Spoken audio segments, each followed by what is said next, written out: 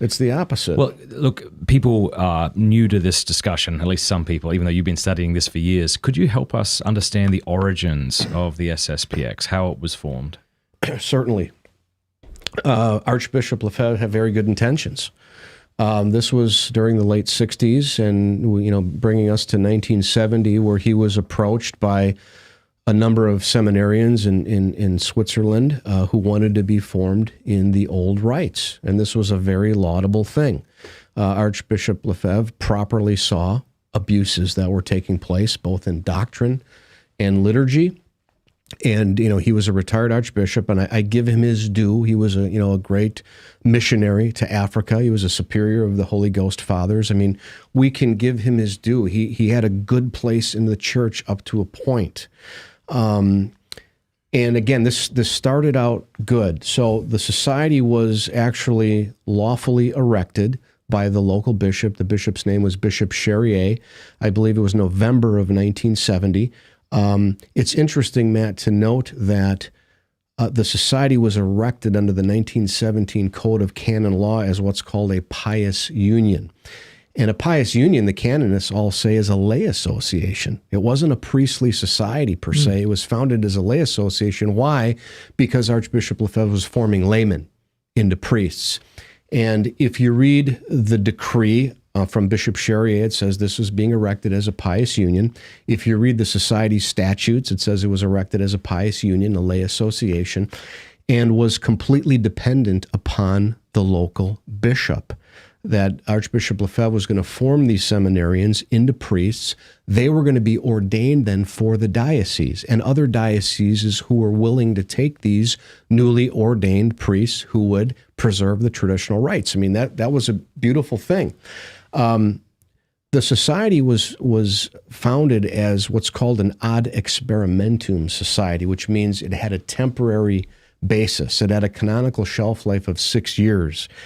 And so when the society argues that it had a right to exist beyond that and that they were unjustly persecuted, no, the reality is Archbishop Lefebvre agreed with the bishop to try this out for an experimental period, a provisional period of 6 years, after which time, if the bishop wanted to renew it, could do so, and then there'd be another 6 years, and then they could get potentially a pontifical right where they would be possibly a personal prelature or a church per se where our incarnations could occur. That never happened. But it's important to note that this was a lay association, of laymen being run by a retired archbishop who had no ordinary jurisdiction. He didn't run a diocese. He had no right to ordain these seminarians. They were not Lefebvre's subjects. They were the subjects of the local bishop. And this was a provisional, temporary, experimental basis, which had no right to exist beyond the 6 years. Now look at it, okay? Now it's a worldwide organization. I mean, all of this is completely contrary to its original statutes and founding. But I mean, that's how it was originally founded. It was lawfully erected under the 17 Code as a pious union. Talk more about Lefebvre, because I hear different things about him. Some people say that he signed off on the documents of the Second Vatican Council. That's correct, isn't it? Yes, it is. Yes. And he said the new Mass for a few years. Okay. So he signed all 16 documents of Vatican II and said the new Mass. Like I said, I think this all started out good. He had good intentions, and we wanted to form these priests, and the church was allowing him to form these seminarians in the old rites. If you think about it, even though with all the experimentation going on and the fact that the 69 Missal now came out, Paul VI was still allowing him to form priests. The problem was, and again, I think this is where Lefebvre's imprudence came into play. He put a target on his back because there were some apostolic visitors who made some comments that he didn't like, and he started seeing the abuses that were going around, and certainly he had legitimate claims. There were abuses and so forth, but he overreacted, in my view, because he issued a declaration at the end of 1974, which really troubled the Roman authorities, whereby he said, look, I'm not going to submit to neo-Protestant, neo-modernist Rome. I'm only going to adhere to the eternal Rome, the magisterium of all time, and not the current magisterium. And he went on to say even worse things, calling the popes antichrists, who lost the faith. No. And Rome isn't absolutely. The Society has all Lefebvre's quotes on his website. So you have a situation where it started off good, but I do believe Lefebvre went off the tracks. I think he overreacted. He thought he could take this burden upon himself. He didn't need the institutional church to do it. He was going to do it on his own.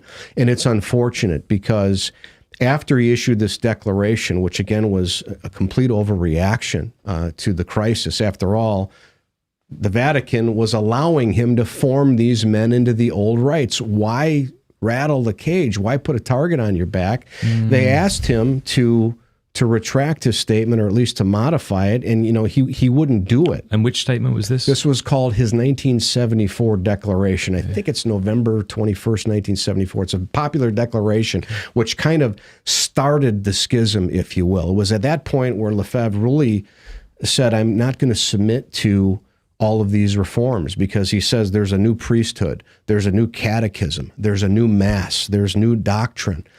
Well, okay, where's the docility to the magisterium, though, here, right? Even in the correspondence that Paul VI had with Lefebvre, Paul VI points out what he calls Lefebvre's, quote, warped ecclesiology. Paul VI knew the basis for Lefebvre's errors. He had a misunderstanding of what the church was. Here, Lefebvre makes a declaration saying that there is a conciliar church, a new church, a neo-Protestant church, and the Catholic Church. Well, that's impossible. There's only one church, okay?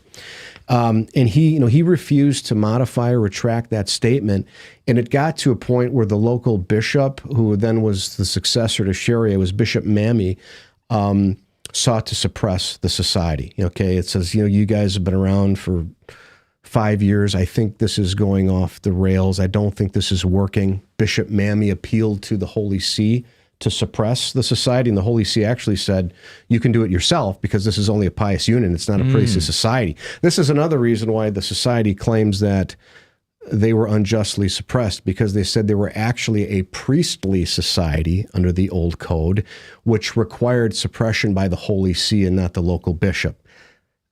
That doesn't matter, because the Holy See actually did suppress. Cardinal Tabera followed up with an act of suppression that was ultimately, Matt, approved in forma specifica by Paul VI himself.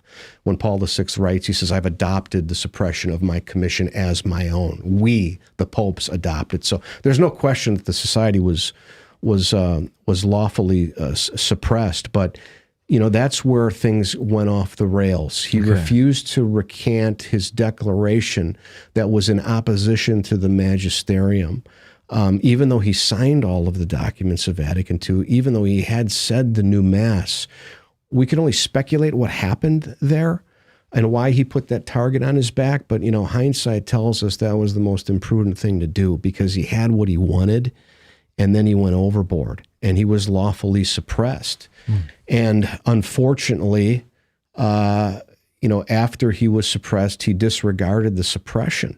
And then it only got worse. Okay, then Rome said, you have to regard the suppression. It came from the Holy Father himself, and you cannot ordain these seminarians. These seminarians now, they're, the class of 76. There's 6 years. They're getting ready to be ordained.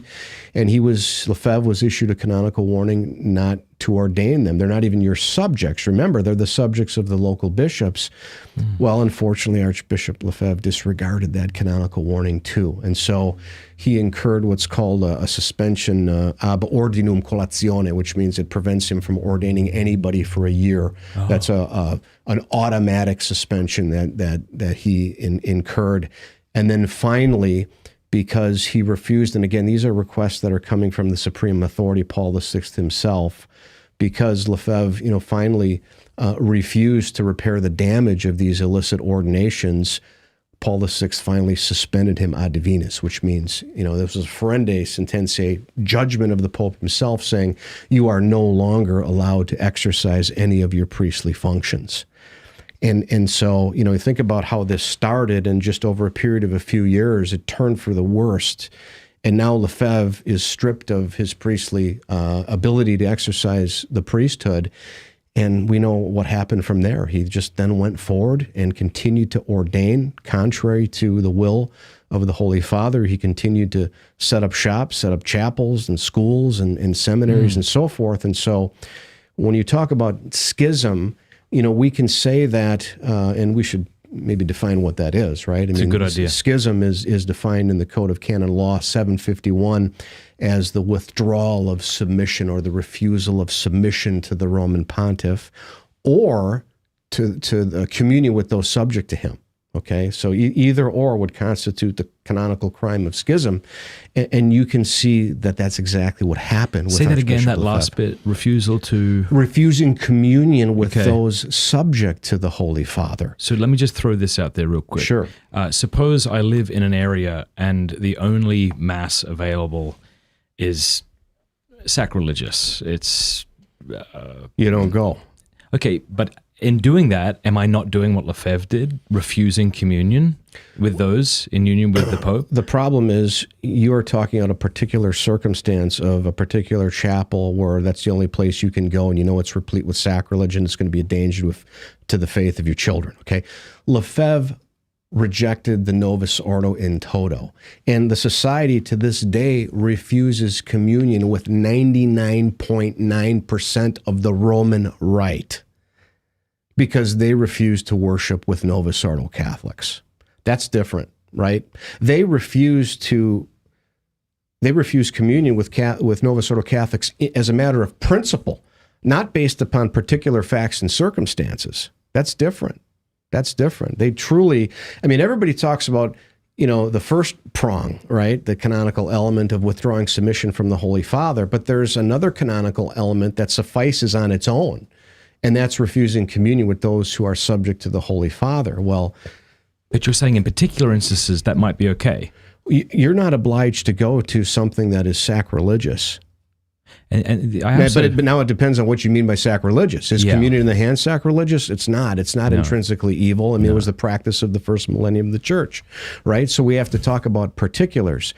You're absolutely not it's bound. easy to set up a false dichotomy where you've yeah. got a beautiful, pristine, holy mass here, and then quote-unquote clown masses. I know. And you think, I've never seen a clown at a mass. I'm sure that happens, and God have never mercy have. on the priest that allows that to happen. I'm sure Absolutely. there are abuses in varying degrees.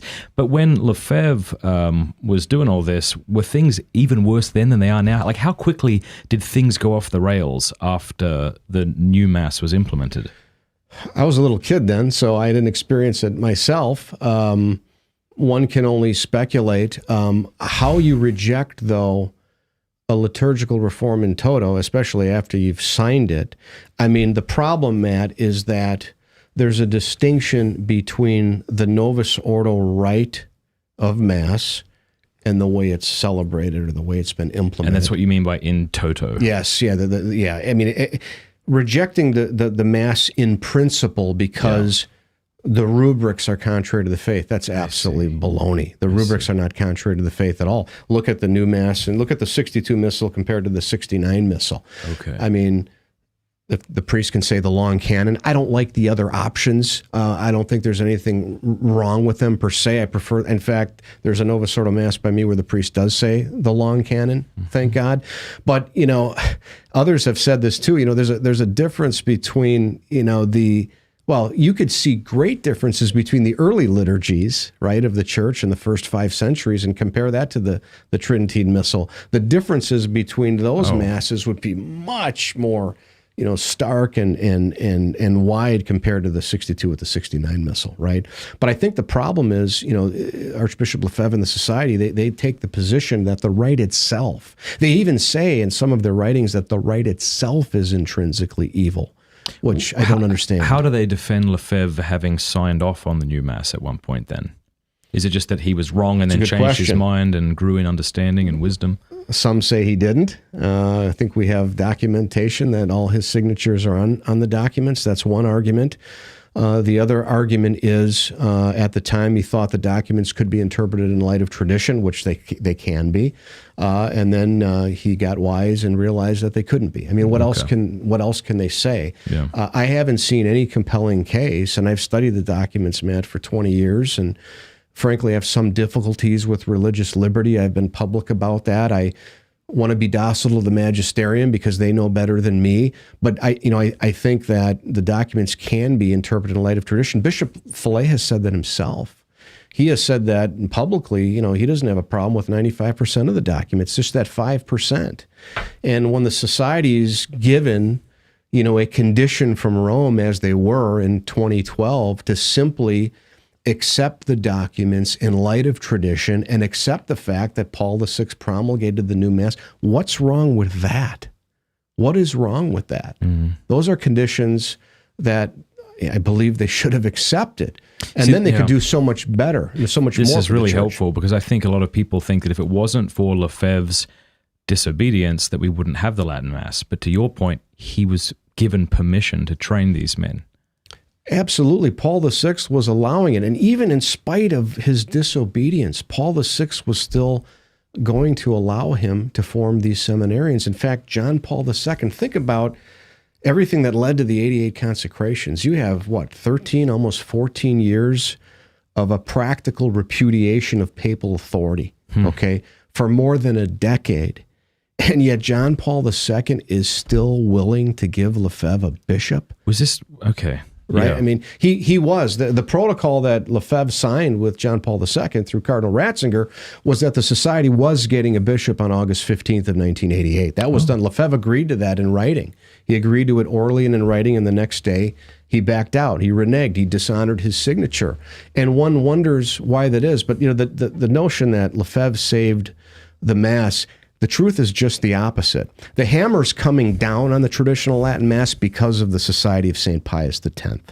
Okay? That sounds ironic, but it's the truth. If you read what Pope Francis has said in Traditionis Custodes, and you may disagree with him, but he points out twice in the document and to the letter to the bishops that this Mass has been weaponized by those who claim to be part of the true church. There's the ecclesiology. Francis recognizes that there is a schismatic movement within the church that's being fostered by those who attend the TLM and claim that it's by virtue of their going to the TLM that they're in the true church. Now, to my dear Catholic friends, because I attend the traditional Latin Mass, that is unfair to the traditional Latin Mass, and it's unfair to all of those priests who are authorized to celebrate it, okay? But what the Pope is referring to is those who have weaponized the traditional Mass to foment their rebellion against Vatican II and the new Mass. This is really the motivation for why Francis wants to bring the hammer down on the traditional Mass. And it's not fair, I believe, with all humility, that, the Holy Father should condemn the society and condemn those who oppose the magisterium of the church. Don't punish those who are attending the traditional Latin Mass through the Forma Ecclesia Dei communities, right? The Institute and the Fraternity and others, those diocesan priests. Don't punish us because of those who have, weaponized the old Mass to further rebellion. But that's where Francis is coming from. I disagree with the remedy, okay? But I understand the rationale. And thank God the FSSP approached Pope Francis, who said that these restrictions wouldn't harm them in any way. Yeah. And then they asked him, let's get that in writing. Yes. He said, no problem. Yes. Well, this kind of leads us